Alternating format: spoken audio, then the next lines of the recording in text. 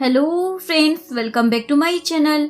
हाजिर हूँ एक नई लव स्टोरी लेकर। तो चलिए वीडियो को स्टार्ट करते हैं। अर्जुन अपने गांव से वापस आ जाता है, लेकिन कांग तो वापस उसी गांव में चला जाता है। जिसके बाद वो उसके सर्वेंट के पास आकर पूछने लग जाता है उसकी वाइफ 5 साल से कोमा में थी तो अचानक से ठीक कैसे हो गई, तो फिर अचानक से शहर में भी चली गई। सर्वेंट बोलती है हाँ ऐसा ही हुआ था, क्या कोई प्रॉब्लम है क्या? एक्चुअली मैं जुन उससे पहले ही समझा कर गया था। मुझसे पूछता है ये बताओ वो कौन सा दिन था जब वो कोमा से बाहर आई थी? अब इतना अच्छा दिन था, तुम्हें याद तो होगा ही ना। सर्वेंट उस दिन की डेट बता देती है जिस दिन किम की डेथ हो गई थी। जिसके बाद कांग अपना दिमाग लगाने लग जाता है, उसी दिन तो मेरी मैरी गायब हो गई थी, यानी कि पक्का इन दोनों का कोई लेना देना तो है। इसलिए वो डिसाइड करता है कि अब मुझे उस आर्ट गैलरी की ओनर किम से मिलना ही पड़ेगा। इधर मैरी ली को अपनी पेंटिंग देती है बेचने के लिए। दूसरी तरफ कांग फिर से आर्ट गैलरी में टपक पड़ता है। वो युआन को बोलता है मुझे तुम्हारी डायरेक्टर से मिलना है क्योंकि कॉन्ट्रैक्ट तो वही साइन करेगी ना।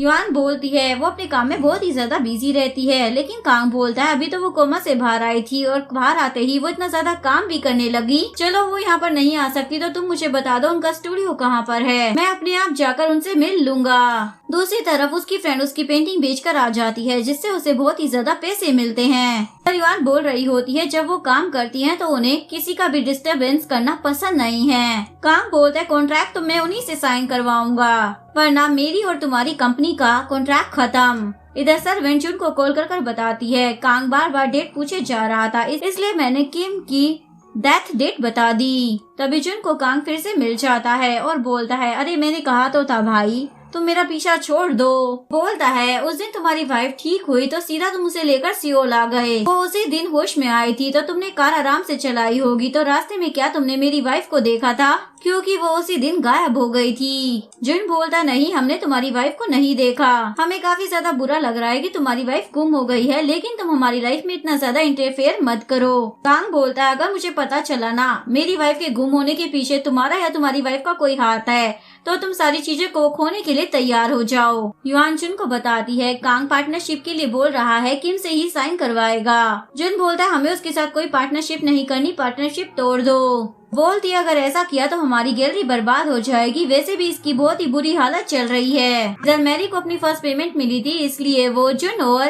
अपनी मोम के लिए गिफ्ट खरीदती है, इसलिए वो जुन को कॉल कर मिलने के लिए बुलाती है। युआन उसे बोलती है तुम मुझसे मिलने के लिए जा रही हो तो उसे बोल देना कि उसे किम बनकर कांग से बात करनी है। तुमने उसकी इतनी ज्यादा हेल्प की है तो क्या वो तुम्हारी इतनी सी भी हेल्प नहीं कर सकती? लेकिन जुन उसे मना कर वहाँ से चला जाता है। मैरी उसे अपनी फर्स्ट पेमेंट आने की खुशी में डिनर करवाती है और बताती है मेरी पेंटिंग ना काफी अच्छे पैसों में बिकी। इधर कांग की डिटेक्टिव उसे बताती है मैंने जुन के सारे पड़ोसियों से बात कर ली है, पिछले 5 सालों से किसी ने भी उसकी वाइफ को नहीं देखा है। इवन उनका कहना तो ये है कि शायद जुन अपने घर में अकेला रहता है। इसके बाद वो डिटेक्टिव को बोलता है तुम जुन के घर पर 24 घंटे नजर रखो।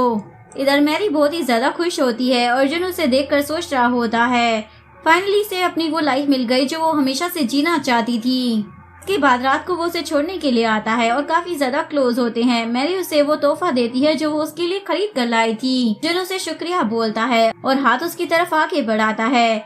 मैरी सोच रही होती है पता नहीं ये क्या करेगा, एक्चुअली में वो उसे पसंद करने लग गई थी, लेकिन वो तो बस उसके बालों में से तिनका हटा रहा होता है। मैरी के पड़ोस में कुछ आवारा लड़के रहते थे जिन्होंने उसे पहले भी डराया था। आज भी वो बात कर रहे होते हैं, पता है ये अपने घर पर अकेली रहती है, 1-2 बार हमें तो इसके साथ ऐसा ही करना चाहिए। ये सब सुनने के बाद जुन उसे खुद घर छोड़ने के लिए जाता है। इस पर ये लड़के आपस में बोल रहे होते हैं तू तो ये बोल रहा था ये लड़की अकेली रहती है। और जुन अपने जो नए शूज लेकर आया होता है उसे घर के बाहर रख देता है और बोलता है इससे किसी को भी पता नहीं चलेगा कि तुम घर में अकेली रहती हो, सबको लगेगा कि तुम्हारे साथ कोई रहता है। इसके बाद वो उसे अंदर कॉफी पीने के लिए भी बुला लेती है, लेकिन उसके घर में ज्यादा खाने पीने का सामान नहीं था। जुन को उसके घर की हालत देखकर बहुत ही ज्यादा बुरा लगता है, लेकिन तभी उसकी नजर उसकी पेंटिंग पर जाती है। वो बोलता है ये फ्लावर्स वैसे तो पेंटिंग है पर ऐसा लगता है जैसे इनके अंदर फीलिंग्स है, ये सैड है फिर भी शाइन कर रहे हैं, कमजोर है पर अपने आप को टफ दिखाने की कोशिश कर रहे हैं, और इस वाले फूल का मतलब है कि मुझे मरना नहीं है। मैरी बोलती है हाँ क्योंकि मैं मरना नहीं चाहती हूँ, इसलिए मैं अपनी इन फ्लावर्स की वजह से अपनी सारी फीलिंग्स बढ़ती हूँ। मेरी बॉडी पर जो निशान है पर्पल ब्लू रेड जैसे वो भी मुझे फ्लावर्स जैसे ही लगते हैं। हमेशा यही सोचकर फ्लास्क बनाती थी जिससे मैं किसी को ये सिग्नल भेज सकूं कि मेरे साथ कितना ज्यादा बुरा हो रहा है, कि मैं मरने वाली हूँ, कोई मुझे बचा ले। लेकिन कभी भी मेरे हस्बैंड ने मेरी पेंटिंग्स को बाहर जाने ही नहीं दिया, इसलिए मेरे सिग्नल किसी को भी नहीं मिले। और बताती है मैंने एक पेंटिंग अपनी किसी गैलरी में दी थी और मुझे फर्स्ट प्राइज भी मिला। वो बोलता है अरे वो तो मेरी ही गैलरी थी, तो तुम्हारी पेंटिंग कौन सी थी? तभी उसे याद आता है वो इतनी अच्छी पेंटिंग इसी की थी जिसके आर्टिस्ट को वो ढूंढ रहा था। जॉन बोलता है उस पेंटिंग को देखकर मुझे लग रहा था ये पेंटिंग मेरी गैलरी को बचा सकती है, क्योंकि मेरी गैलरी मुझे बहुत ही ज्यादा प्यारी है। वो गैलरी मेरी वाइफ चलाती थी, इसलिए ऐसा मेमोरी मैं उसे हमेशा अपने पास रखना चाहता हूँ। इधर कांग को भी ये बात पता चल जाती है जॉन की आर्ट गैलरी पिछले 5 सालों से कुछ भी नहीं कमा रही है और जॉन अपने खुद के पैसे उस पर खर्च कर उसे चला रहा है, सिर्फ अपनी वाइफ के लिए। और बोलता है मैरी मुझे तुम्हारे हाइड एंड सीक का गेम बिल्कुल भी पसंद नहीं आ रहा है। इधर डिटेक्टिव जो हमेशा से जॉन पर नजर रखे हुए थी वो कांग को कॉल कर बताती है जॉन तो हमेशा सच में घर में अकेला ही आता है। जॉन युआन के पास आकर बताता है तुम्हें मालूम है वो आर्टिस्ट कोई और नहीं बल्कि मैरी ही है। युआन बोलती है इसी वजह से उसके हस्बैंड को हमारे ऊपर शक हुआ क्योंकि वो पेंटिंग उसकी थी। बोलता है मैं उसकी सारी पेंटिंग अपनी गैलरीज में रखूंगा। युआन बोलती है तो उसके हस्बैंड को शक हो जाएगा और तुम सिर्फ उसके बारे में क्यों सोच रहे हो, ये क्यों नहीं सोच रहे कि हमारी गैलरी बंद होने वाली है उसी के हस्बैंड की वजह से।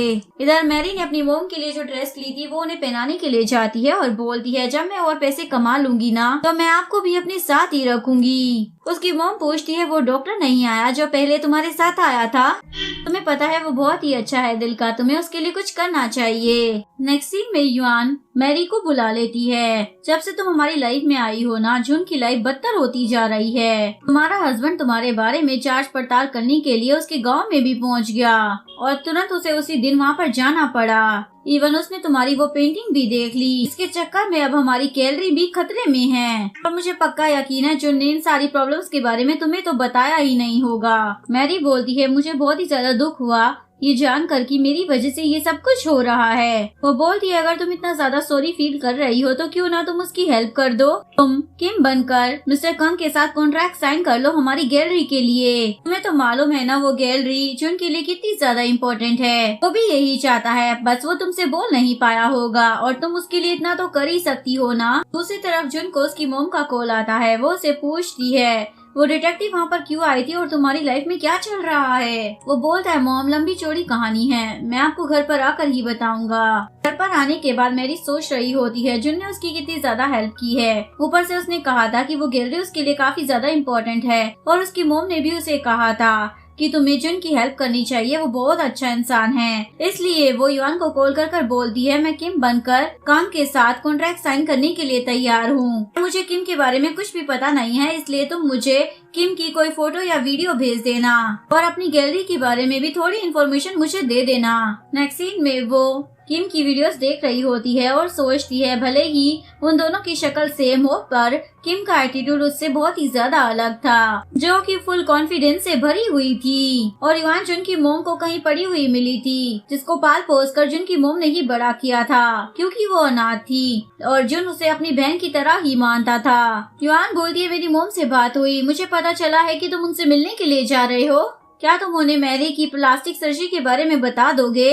लेकिन वो उसकी बात को इग्नोर कर चला जाता है। युआन मैरी को कॉल कर बताती है तुम ये बात जुन को मत बताना कि तुम कंग से मिलने के लिए जा रही हो और यहाँ के एम्प्लॉयज ने कभी भी किम को नहीं देखा है, इसलिए तुम्हें इस बारे में चिंता करने की जरूरत नहीं है और ना ही यहाँ पर किसी को पता है कि उसकी डेथ हो चुकी है। मैरी को इसी तरीके से तैयार करवाती है जैसे कि किम हुआ करती थी। जैसे ही किम की वेडिंग रिंग थी वैसे ही वो उसे पहनने के लिए देती है, जिसके बाद उसकी कंग के साथ मीटिंग फिक्स कर दी जाती है। कंग आकर उससे मिलता है। उसी तरफ जुन भी अपने गांव में पहुंच जाता है अपनी मोम को सब कुछ बताने के लिए। इधर मैरी को कंग से मिलते हुए डर तो लग रहा था लेकिन वो खुद को समझाती है अब मैं मैरी नहीं किम हूँ, इसलिए ये मुझे कुछ भी नहीं कर सकता है। कंग उसे बोलता है फाइनली आपसे मुलाकात हो ही गई, वरना आपके हस्बैंड तो आपको मुझसे मिलने ही नहीं देते। वो बोलती है सॉरी मैं अपने काम में बहुत ही ज्यादा बिजी रहती हूँ, जिसके बाद वो उसे अपनी गैलरी की पेंटिंग दिखाने के लिए ले जाती है। लेकिन कंग बोलता है मुझे अकेले में पेंटिंग देखनी है, अभी कस्टमर को यहाँ से भेज दो। युआन बोलती है ऐसे तो हमारा बहुत ही ज्यादा नुकसान होगा।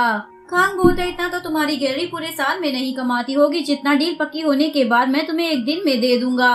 इसलिए वो सारे कस्टमर्स को ये बोलकर भेज देती है कि हमारी गैलरी में कोई इमरजेंसी आ गई है। उसके बाद वो युआन को भी जाने को बोलता है, मैं अकेले में इन पेंटिंग्स को देखना चाहता हूँ। उसके जाने के बाद मैरी उसे पेंटिंग के बारे में बता रही होती है, लेकिन उसका ध्यान तो बार बार मैरी की गर्दन पर ही जा रहा होता है, जो कि उसे बहुत ही ज्यादा फैमिलियर लग रही होती है। और ऊपर से जब ये ऐसे देखे जा रहा होता है तो मैरी को भी काफी ज्यादा ऑकवर्ड फील हो रहा होता है। और फिर वो खुद सोचने लग जाता है, मुझे किसी और की वाइफ को ऐसे नहीं देखना चाहिए। दूसरी तरफ ये अपनी मोम को बताता है, मुझसे बहुत ही बड़ी गलती हो गई, मैंने अपनी वाइफ का फेस किसी और को दे दिया। उसकी मोम तो उसे सुनाने लग जाती है, तुमने ऐसा कैसे कर दिया, ए भगवान मेरे बेटे को माफ करना इतने बड़ा पाप करने के लिए। इधर कंग यहाँ की सारी पेंटिंग्स देख चुका था, लेकिन वो मैरी के साथ और टाइम बिताना चाहता था, इसलिए पूछता है क्या और पेंटिंग्स नहीं है क्या, मुझे आपकी गैलरी की हर एक पेंटिंग देखनी है। तभी उसका स्कार्फ नीचे उतरकर गिर जाता है। कंग उसे उठाकर दे रहा होता है। तभी उसकी नजर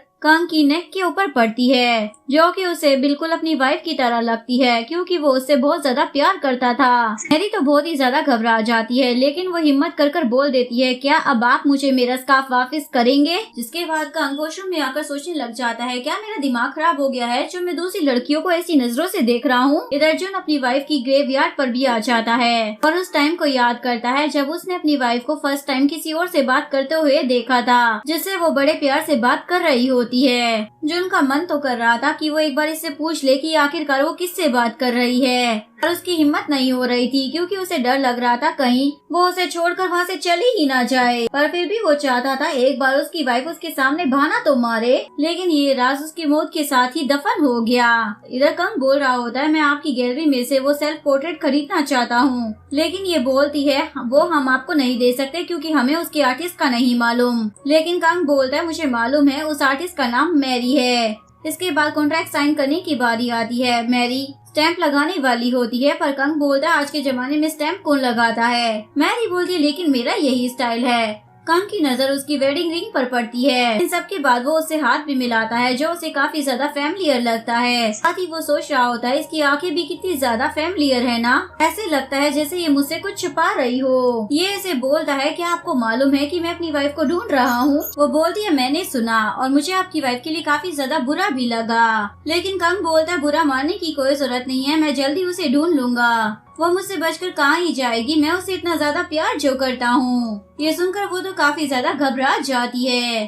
फाइनली वो वहाँ से चला जाता है, जिसके बाद उसकी सांस में सांस आती है। लेकिन कंग को अभी तसल्ली नहीं हुई थी, इसलिए वो जुन से मिलने के लिए जाता है, क्योंकि उसका क्लिनिक भी उसी बिल्डिंग में था। जुन तो उसे वहाँ पर नहीं मिलता, लेकिन उसे उसका फ्रेंड डॉक्टर हाँ मिल जाता है। वो उसे जुन के बारे में पूछने लग जाता है। हाँ को याद आता है कि जुन ने भी उसे बोला था कि ये इसे कंग के बारे में इंफॉर्मेशन निकाल कर दे। इधर युआन ये देखकर काफी ज्यादा खुश होती है कि गैलरी के पेपर पर साइन हो चुके हैं, लेकिन उसे ये दिखाई नहीं दे रहा था कि इस चक्कर में मैरी का क्या हाल हो गया है। वो उसे बोलती है, क्या मैं तुम्हें घर तक छोड़ दूं क्या, लेकिन मैरी इसे मना कर देती है, क्योंकि मैरी को इस पर बहुत ही ज्यादा गुस्सा आ रहा होता है। युआन से बोलती है, मैंने सुना है कि तुम अच्छी पेंटिंग करती हो, तो तुम अपनी पेंटिंग हमारी गैलरी में दे सकती हो।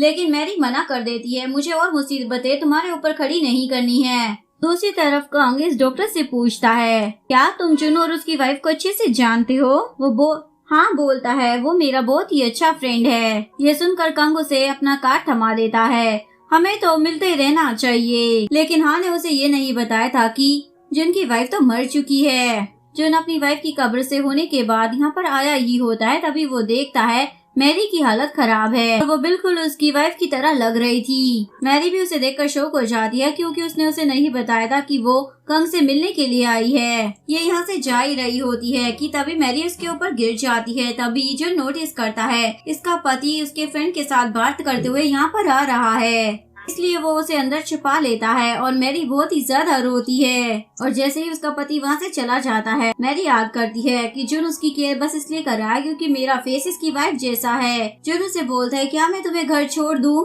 लेकिन मैरी मना कर देती है।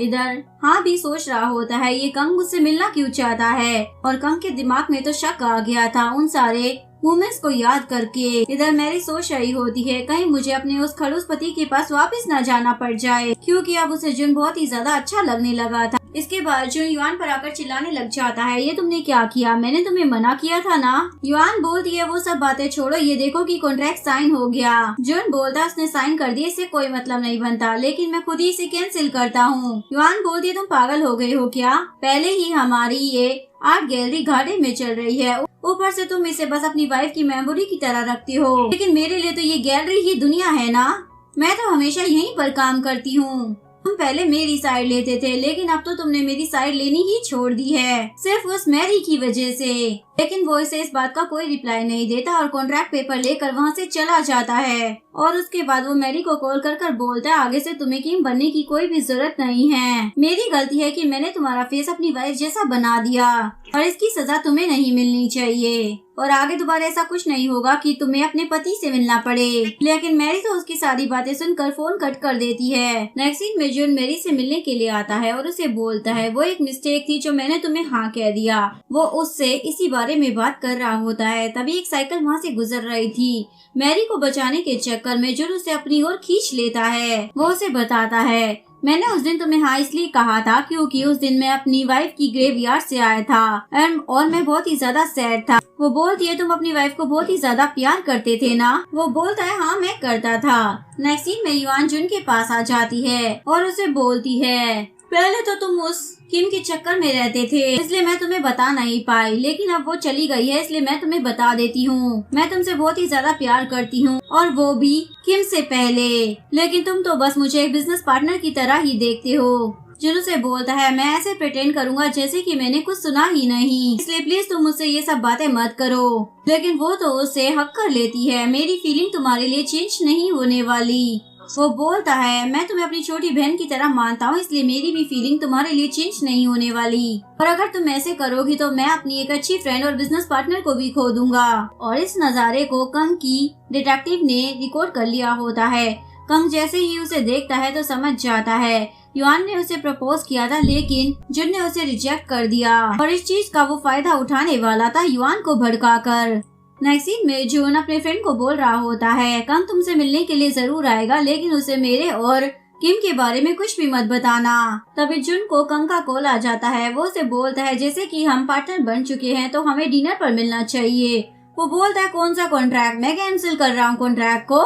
लेकिन वो युआन को वहाँ पर बुला लेता है और उसे लालच देता है अगर मैं चाहूँ तो तुम्हारी आर्ट गैलरी को देश की सबसे बड़ी गैलरी बना सकता हूँ और उसकी मालकिन तुम होगी, लेकिन तुम्हें मेरी एक हेल्प करनी होगी। युआन भी सोच रही होती है माफ करना जुन, पर तुम्हारी वजह से ही ये सब कुछ हुआ है। इसके बाद मैरी युआन को कॉल कर बोलती है मुझे वो ड्रेस वापस करनी है जब मैं किम बनी थी और तुमने मुझे पहनने के लिए दी थी। जिसके बाद युआन उसे एक रेस्टोरेंट में बुला लेती है। तभी उसे युआन का मैसेज आता है मैं थोड़ा काम में फंस गई हूँ इसलिए मैं लेट आऊंगी। लेकिन तभी उसकी आंखें फटी की फटी रह जाती है क्योंकि वहाँ पर उसका पति खड़ा होता है और बोलता है तुम्हें नहीं पता मेरी कंपनी ने आर्ट गैलरी के साथ जो कॉन्ट्रैक्ट किया है इसी वजह से युआन ने तुम्हें यहाँ पर डिनर के लिए बुलाया था, पर पता नहीं वो खुद क्यों लेट हो गई। और लास्ट टाइम जब मैंने तुम्हें देखा था तुम तो बिल्कुल डिफरेंट लग रही थी और आज तुम बिल्कुल अलग हो। मुझे तो समझ ही नहीं आ रहा तुम्हारी ट्रू आइडेंटिटी क्या है। और तभी वो नोटिस करता है आज उसने अपनी वेडिंग रिंग नहीं पहनी है। उसे बोलता है तुमने अपनी वेडिंग रिंग क्यों नहीं पहनी। ये उसे बताती है जब मैं पेंटिंग करती हूँ तो उस टाइम पर अपनी वेडिंग रिंग नहीं पहनती। बोलता है आज तुमने अपना स्कार्फ भी नहीं पहना। मैरी को तो समझ में ही नहीं आ रहा था वो उसे क्या जवाब दे। तभी वहाँ पर जुन आ जाता है और उसे बोलती है तुम्हें कैसे पता चला मैं यहाँ पर हूँ। बोलता है मुझे युआन ने बताया क्योंकि उसने युआन को बोला था कि मैं कॉन्ट्रैक्ट कैंसिल कर रहा हूँ। युआन बोलती है ऐसा कैसे कर सकते हो, मैंने तो डिनर के लिए उसे इनवाइट भी कर लिया है और मैरी भी वहाँ पर पहुँच गई होगी। कंग जुन को बोलता है फोन पर तो तुम बोल रहे थे तुम कॉन्ट्रैक्ट को कैंसिल कर रहे हो, क्या तुम्हारा मूड चेंज हो गया है जो तुम डिनर पर आ गए। जुन बोलता नहीं मैंने कॉन्ट्रैक्ट कैंसिल कर दिया है इसलिए अब इस डिनर का कोई मतलब नहीं बनता, हम जा रहे हैं। कंग बोलता है एक बार तुम अपनी वाइफ से तो पूछ लो जिसने इस कॉन्ट्रैक्ट को करने के चक्कर में कितनी ज्यादा मेहनत की थी। लेकिन मैरी बोलती है हमें इस डिनर को कर लेना चाहिए। कंग बोलता है ये डिनर और भी अच्छा होता अगर मेरी वाइफ मेरे साथ होती, पर पता नहीं वो कहाँ पर गायब हो गई है। लड़कियों को समझना कितना ज्यादा मुश्किल होता है ना, मैंने उसे इतना ज्यादा प्यार किया फिर भी वो मुझे छोड़कर चली गई। वो बोलती है हो सकता है तुम उसे प्यार करते ही ना हो वरना वो तुम्हें छोड़कर क्यों जाती। ये बोलता है मैं बस उसे प्रोटेक्ट करना चाहता था इसलिए कुछ ज्यादा ही पॉजिटिव था।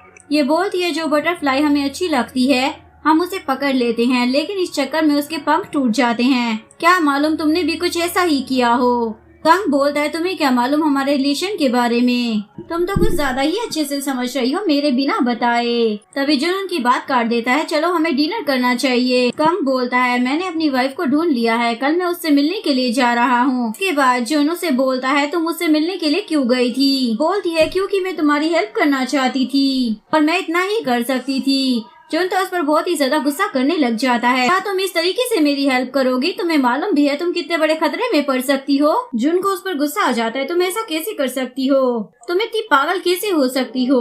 मैरी को भी गुस्सा आ जाता है, हाँ मैं पागल ही हूँ, तभी तो मैंने उस पागल को अपने हस्बैंड के रूप में चूज कर लिया था।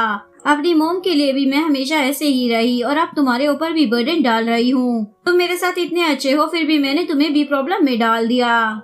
ये बोलकर वो गुस्से में वहाँ से जा रही होती है, लेकिन जुन उसे रोक लेता है और उसे बोलता है, प्लीज मत जाओ, मैं तुम पर गुस्सा नहीं हो रहा था, मैं बस खुद ही शौक था, मैंने तुम्हारा फेस अपनी वाइफ जैसा कर दिया, इसलिए मैंने तुम्हें प्रॉब्लम में डाल दिया, ना कि तुमने मुझे डाला है। इन दोनों के बीच में सब कुछ ठीक हो गया था, लेकिन कंग यहाँ से गया नहीं था, वो इन्हीं का वेट कर रहा था और इसके बाद वो इनका पीछा करना स्टार्ट कर देता है। जुन उसे उसके घर पर छोड़ने के लिए आता है। मैरी उसे बोलती है, मैंने सुना तुम्हें अपनी वाइफ से फर्स्ट साइट लव हो गया था, तो वो हाँ बोल देता है। ये बंदा ऐसा होता है जिसे देखकर हमें होप मिलती है, चाहे वो फिर हमारी सबसे बड़ी गलती क्यों ना हो। जिसके बाद मैरी उसे बाय कर रही होती है, जुन भी उसे बाय कर वहाँ से चला जाता है, लेकिन उसके जाते ही कंग वहाँ पर आ जाता है, जो कि दरवाजे को नॉक करना स्टार्ट कर देता है। मैरी तो बहुत ही ज्यादा डर जाती है। पहले तो वो बोल रहा होता है, मिस किम आप कहाँ पर हो, लेकिन जब वो यहाँ पर इन पेंटिंग्स को देखता है तो वो उसके तेवर ही बदल जाते हैं, क्योंकि वो पहचान गया था कि ये उसकी वाइफ की बनाई हुई पेंटिंग है। जिसके बाद वो मैरी को भी पकड़ लेता है और उससे पूछता है, बताओ मेरी वाइफ कहाँ पर है, ये पेंटिंग उसी की बनाई हुई है और वो यहीं पर थी। मैरी को तो लग रहा था वो पकड़ी गई और अब फिर से उसकी वही शामत आने वाली है, लेकिन तभी वो नोटिस करती है वो तो उसे मैरी समझ ही नहीं रहा, इसलिए वो बाहर निकल कर आती है। जिसे तुम ढूंढ रहे हो वो यहाँ पर नहीं है। कंग बोलता है, तुम्हें क्या लगता है मैं तुम्हारा यकीन करूंगा, तुम जो मुझे पागल बना रही हो, तुम आर्ट गैलरी की डायरेक्टर हो, तुम्हारा पति एक सर्जन है, फिर भी तुम ऐसे घर में रहती हो और मैरी यहाँ पर थी क्योंकि ये पेंटिंग्स उसी की हैं। तो मुझे बताओ तुम दोनों पति पत्नी ने मेरी वाइफ को मिलकर कहाँ छुपाया हुआ है। पहले तो मैरी काफी ज्यादा डरी हुई होती है, लेकिन जैसे ही वो उसकी नजरों से नजरें मिलाती है तो उसे एक अलग ही फीलिंग आती है और उसे पूछने लग जाता है, तुम कौन हो। अर्जुन नोटिस करता है जब वो वहाँ से निकला था तो शायद उसने कंग के ड्राइवर को वहाँ देखा था, इसलिए वो भागकर वापस आ जाता है और वापस आकर देखता है कंग तो उसके सर हुए जा रहा है, इसलिए वो उसे एक पंच लगाता है और मैरी को वहाँ से लेकर चला जाता है। वो मैरी को कंफर्ट करने की कोशिश कर रहा होता है, लेकिन तभी कंग उसे पीटने के लिए आ जाता है और जुन भी उसके साथ फाइटिंग करना स्टार्ट कर देता है। उनकी ऐसी हालत देखकर वो जल्दी से पुलिस को कॉल लगा देती है। ये जुन को मारने के बाद मैरी की तरफ बढ़ ही रहा होता है, लेकिन तभी जुन उस पर फिर से हमला कर देता है। कंग उसे बोलता है, मुझे मालूम है तुम दोनों को सच पता है कि मेरी वाइफ कहाँ पर है, बताओ मुझे। जुन बोलता है, तुम्हें सच जानना है ना, सच ये है कि तुम एक बहुत ही ज्यादा खतरनाक इंसान हो जो कि सिर्फ कमजोर वुमेन को अब्यूज करना जानता है। पुलिस यहाँ पर आ पाती उससे पहले कंग के खुद के आदमी उसे यहाँ से पकड़ कर ले जाते हैं। अगर आपको वीडियो अच्छी लगी हो तो प्लीज वीडियो को लाइक करें, चैनल को सब्सक्राइब करें, न्यू अपडेट्स के लिए बेल आइकन का बटन प्रेस करें। मिलते हैं नेक्स्ट वीडियो के साथ, तब तक के लिए सारांगे, बाय बाय।